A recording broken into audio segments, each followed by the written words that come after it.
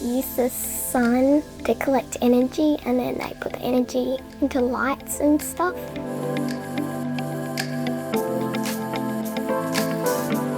The Greener Government Schools initiative has allowed us to put 50 kilowatts of solar panels on a little while ago, and we're in the next round as well. So we'll have another 24, 25 kilowatts to be added. Our community love anything to do with sustainability. Being 600 metres from the beautiful Ocean Grove beach on Watawurrung country, they want to look after this environment. They want to have as many sustainable aspects as possible. So we've got a massive focus on the waste, recycling, electricity, solar.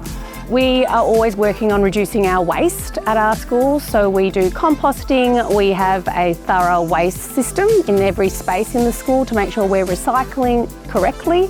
We also have a garden space where we are teaching the children about biodiversity.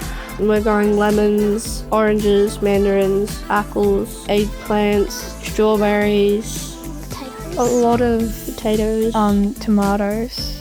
And we have compost bins too in every area, and then we pick them up and put them in the compost to use on the garden. We recently have been working on reducing our usage of water at the schools. We have lots of solar panels. With the amount that we have, I reckon we save a lot of money on the reduced energy bills. With more solar panels coming in, it means that we would be able to reduce the school's carbon footprint, which will help with climate change and things like that.